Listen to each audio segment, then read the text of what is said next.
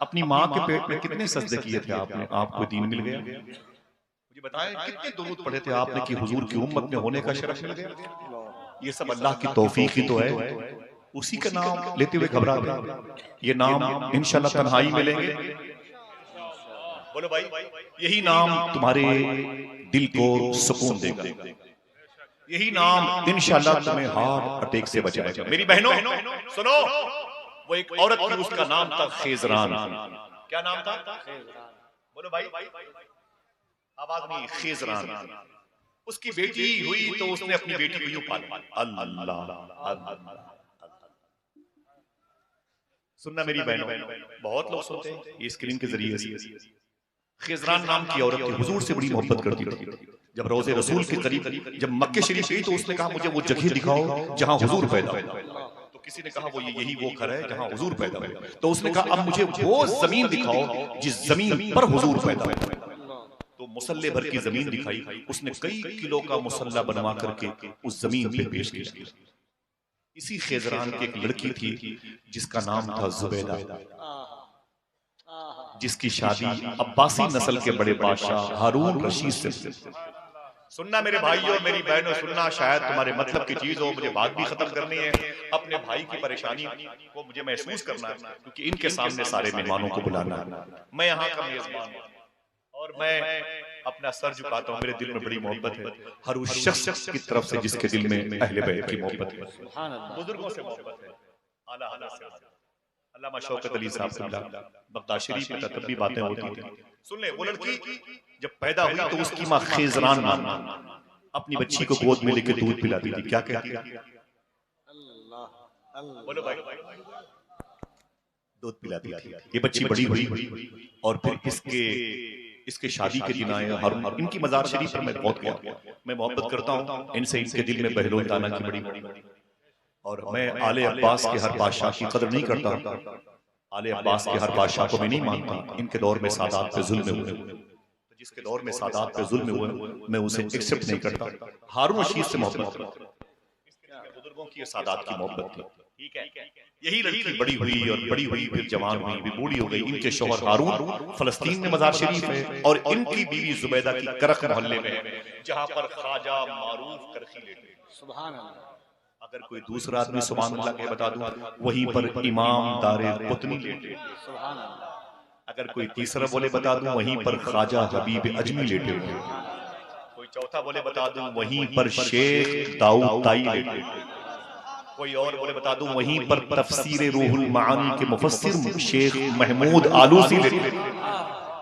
करख मोहल्ले में लेटे हुए। जब ये औरत इंतकाल कर गई, जब ये बच्ची थी तो इसकी माँ ने क्या किया? दूध कैसे पिलाए थे?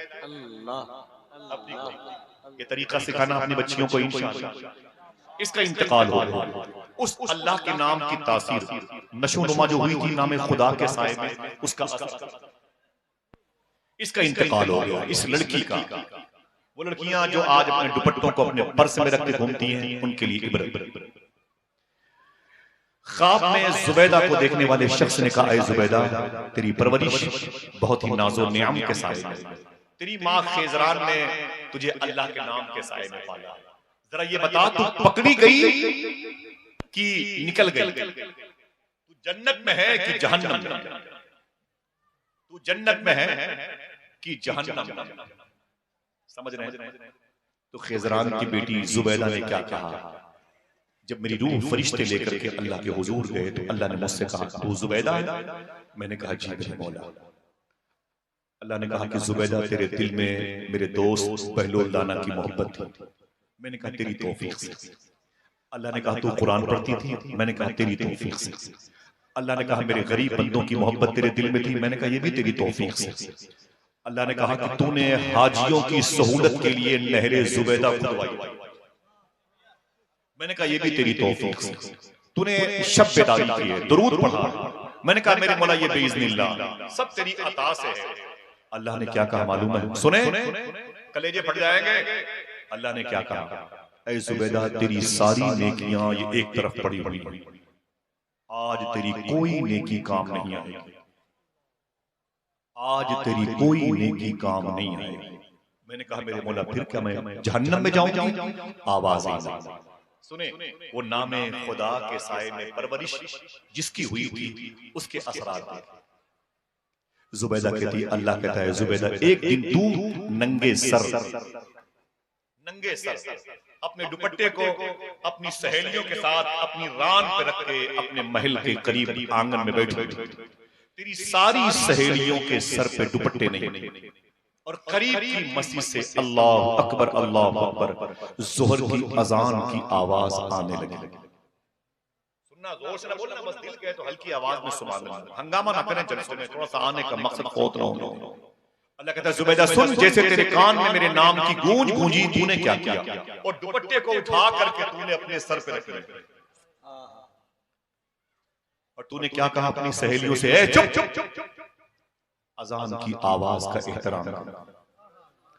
सुनना मेरी बहनों, जो अपने दुपट्टे को अपने पर्स में झोले में रख के बाहर टहलते, अपनी पहचान को मिटाते, ये दुपट्टे लोड हो गए हमारी बहनों। सुने, अल्लाह अकबर। अल्लाह कहता है जुबैदा सुन, तेरी सारी नेकियां एक तरफ, सारी नेकियां तेरी एक तरफ, लेकिन तूने वो एक दिन अपने महल के आंगन में मेरी अजान की आवाज की ताजीम में अपने दुपट्टे अपने सर पर रख लिए थे, जा यही नेकी तुझे आज जन्नत में लेके जाएगी। ये नामे खुदा की बरकत है। कौन सा जिक्र है जो दिल को सुकून देता है? तन्हाई में कैसे पढ़ोगे? अल्लाह अल्लाह, ऊंची बोलो। हिंदुस्तान में अल्लाह के रसूल तशरीफ लाए? नहीं।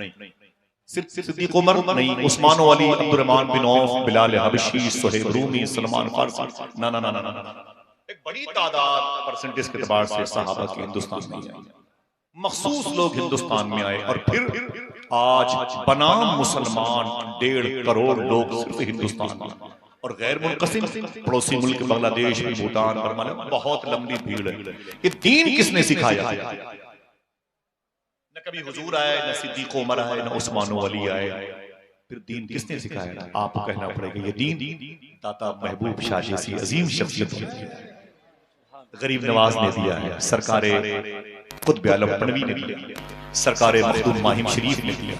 ये जब आते थे, हम जब चलते हैं कहीं तो बिजनेस का सामान लेके चलते हैं, जब ये आते थे तो क्या लेके चलते थे? जिनकी वजह से दीन फैलता था। अगर इजाजत हो तो बात कर दूं, पूरी बातें फिर किसी मौके पर करूंगा इंशाअल्लाह, बस याद कर ले, क्या करेंगे लंबी गुफ्तगू इंशाअल्लाह। कौन सा जिक्र दिलों को सुकून देता है? बोलो भाई, अल्लाह। मालूम है आपको, आज से 1300 साल पहले यही मालाबार केरल की कालीकट की जमीन के साहिली समंदर के किनारे पर मदीने शरीफ के करीब से काफिला आया था। तब हिंदुस्तान में कुफ्र और शिर्क की फिजा थी, लोग ताकतवर चीज की प्रस्तिश करते थे, और हुजूर के गुलामों का एक काफिला जैसे ही मालाबार के साहिली इलाके पर उतरा, उसी समुद्र के पानी से वजू किया और अपने सामान निकाले, और निकालने के बाद उसी रेत पर 2 रकात नमाज शुक्र अदा किया, और फिर सबने गोलाई में बैठ करके अल्लाह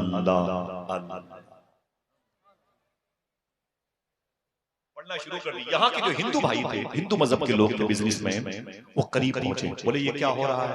बोले अपने पैदा करने वाले का नाम, जिसने मुझे पैदा किया उसके नाम की माला जप। बोले आप लोग कहां से आए हैं?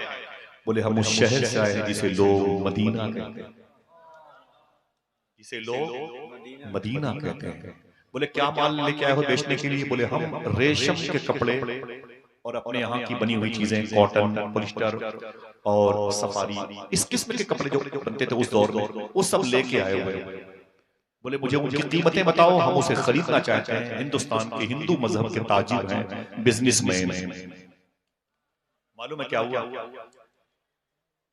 हुजूर के शहर से आने वाले मुसलमानों ने जब अल्लाह अल्लाह के जिक्र का फैज़ तकसीम किया, अपना अपना सामान वो लेके बैठ गए। हर बंडल में एक बालिश्त कपड़ा बाहर निकला होता था, और बताते थे कि ये कॉटन का कपड़ा है, इसकी कीमत 8 आने हैं, और ये पॉलिस्टर है, इसकी कीमत 1 रुपए है। ऐसे ही कपड़ों के गट्ठर के सैंपल को देख करके उनकी कीमतें बताते थे। सबसे कीमती गट्ठर पे जिसका सैंपल मखमल के कपड़े का था, निकला हुआ था। हिंदुस्तान के हिंदू मजहब के भाइयों ने कहा कि अरे अरब से आने वाले मुसलमानों, इस कपड़े की कीमत क्या है? तो हुजूर के शहर से आने वालों ने कहा ये सबसे सस्ता कपड़ा है। सबसे बोलो सबसे सस्ता कपड़ा है। तो यहाँ के हिंदू मजहब के लोगों ने कहा ना ना ना ना, हमारे हिंदुस्तान में ये सबसे महंगा कपड़ा कहा जाता है। मखमल का कपड़ा सबसे कीमती होता है, तुम इसे सबसे सस्ता कहते हो। तो मदीने शरीफ से आने वाले हुजूर के आशिकों ने क्या कहा? देखना कितने ज़हीन लोग बैठे हैं। उन लोगों ने कहा बात यह है कि पूरे गट्ठर में एक बालिश्त कपड़ा खराब पैक हो गया, खराब लपेटा गया, उसकी वजह से सबसे कम कीमत पर इस कपड़े को बेचा जाएगा। ज़हीन लोग हैं तो जुमला समझे। यहाँ के हिंदू मजहब के लोगों ने कहा अजीब बात है, अपने ऐब को छुपाकर माल बेचना मुश्किल आता है। अपने ऐब को बताकर माल बेचने की टेक्निक तुम्हें किसने सिखा दी? सुनना, कभी कभी खामोशी से सुन लिया, तकरीर तो होगी इसके बाद। हिंदुस्तान के हिंदू मजहब के लोगों ने कहा अपने ऐब को छुपाकर माल बेचना मुझे आता, अपने ऐब को बताकर माल बेचने की टेक्निक का तरीका तुम्हें किसने सिखा दिया? मदीने से आने वालों ने कहा हमें ये बात आमिना के लाल हमें ये बात हुजूर ने बताई है। तो हिंदुस्तान के हिंदू भाइयों ने कहा तुम में कौन है आमिना का लाल? और रोने लगे, बोले ना यहाँ नहीं है वो। बोले फिर? बोले वो तो मदीने में है। बोले वो क्यों नहीं आए? फिर उनकी आंख में आंसू आ गए, उनका देहांत हो गया, उनकी जाहिरी तौर पर इंतकाल की सूरत आ गई। वो अपनी मदीने मुनव्वरा में कब्र शरीफ में लेटे हुए। हिंदुस्तान के हिंदू मजहब के लोगों ने कहा अजीब बात है, तुम एक ऐसे शख्स को फॉलो करते हो जो दुनिया से चला गया। तो यहाँ आने वाले मदीने से हुजूर के आशिकों ने कहा लेकिन जो चला गया है उसके बारे में हमारा अकीदा यही है कि आज भी दुनिया को वैसे ही देखता है जैसे लोग अपनी हथेली को देखते हैं। हमारे कोई भी आमाल हुजूर से छुप नहीं सकते, इसलिए हम झूठ नहीं बोलते। अगर दिल कहे तो एक आदमी अपने हाथ को उठाए और सुभान अल्लाह, एक आदमी। जुमला सुनिएगा, इस्लाम कैसे आया? कभी हुजूर नहीं आए, बिलाल हबशी नहीं आए, ज़ैद बिन हारिसा नहीं आए, सलमान मोहम्मदी नहीं आए, और जनाबे अब्दुल्लाह बिन जाबिर अंसारी नहीं आए, जनाबे हुज़ैफा यमानी नहीं आए, कभी साद बिन वक्कास नहीं आए, अनस बिन मालिक नहीं आए। इस मुल्क में ये बड़े बड़े सहाबा नहीं आए। ये 2-2 करोड़, 3-3 करोड़, 40-40, 50-50 करोड़ मुसलमान हुए कैसे? सोचा कभी आप? जैसे सुना हिंदुस्तान के हिंदू भाइयों ने कि इनके अंदर उस नबी को फॉलो करने की टेक्निक इतनी ज्यादा है कि हर वक्त ये उसी के सामने होते हैं। तो हिंदू मजहब के उन लोगों ने, बिजनेसमैन ने क्या कहा, ऐ मदीने से आने वालों, कपड़े का थान बाद में खरीदूंगा, इस्लाम पहले कबूल करना चाहता है। अल्लाह कलमा पढ़ के मुशर्रफ इस्लाम में नारे तकबीर, जरा बुलंद आवाज से इस्तकबाल करें। दो चीजों पर गौर करें, सच बोलते रहें और हलाल खाते रहें। हाथों को उठाएं, इंशाअल्लाह बोला। एक मर्तबे अल्लाह का नाम 24 घंटे में लेंगे, उसका असर जाहिर हो जाएगा। एक मर्तबे हुजूर पर दरूद पढ़ेंगे, उसके अनवार और तजल्लिया जाहिर हो जाएंगे। कब? जब आप सच बोलते रहेंगे और हलाल खाते रहेंगे। वादा करो इंशाअल्लाह।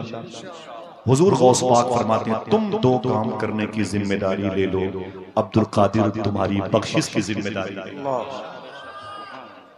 आज हम तस्बीह तो तोड़ देते हैं, तस्बीह के दाने तोड़ देते हैं। भाई माफी चाहता हूं, तस्बीह के दाने हम तोड़ देते हैं।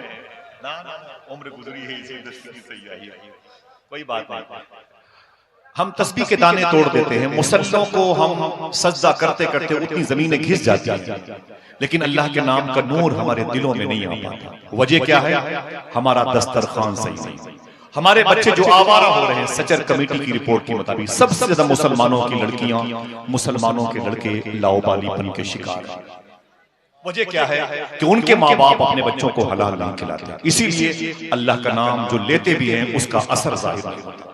वादा करो इंशाअल्लाह 2 काम करते रहेंगे, सच बोलते रहेंगे और हलाल खाते रहेंगे। करीब में एक शहर है जिसे पटना कहते हैं। पटना के करीब में मुजफ्फरपुर है। मुजफ्फरपुर के दामन में एक मुबारक जमीन है जिसे सरकार तेग अली शाह की जमीन कहते हैं। सुभान अल्लाह, सुभान अल्लाह। उस जमीन को सुरकाही शरीफ कहा जाता है। वाह वाह। किसी ने उस जमीन को देखा। माजी करीब में सरकार तेग अली शाह नाम के बड़े अजीम बुजुर्ग वहां रहते हैं। तेग अली शाह, उनका जिक्र रात के 12 बजे आज बीरभूम शरीफ में क्यों हो रहा है? सुने, अपने एक मुरीद के यहाँ तशरीफ ले गए घोड़े से। आपने फरमाया कि मेरे लिए वजू के लिए पानी लाओ लोटे में, और मेरे घोड़े के लिए चारा लाओ। बस 1 मिनट में बात खत्म। जैसे ही सरकार तेग अली शाह के लोटे में पानी लाया गया और फिर आपने वजू किया, 2 रकात नमाज पढ़ ही रहे थे, मुरीद आ गया। उसने कहा कि हुजूर बड़ा गजब हो गया, आपका घोड़ा बीमार पड़ गया। तेग अली शाह दौड़ते हुए आए और देखा तो घोड़ा बीमार था। भाई आप लोग बैठ जाओ, बैठ जाओ, उनको तकलीफ हो रही, जो लोग खड़े हैं उनको तकलीफ हो रही, बैठ जाओ बैठ जाओ। यार ये अच्छी बात नहीं। सुने, जरा मोहब्बत से कहते हैं सुभान अल्लाह। आवाज तो सुन ले भाई, हम लोग थोड़ी देर के बाद उसके बाद कहाँ कलकत्ता जा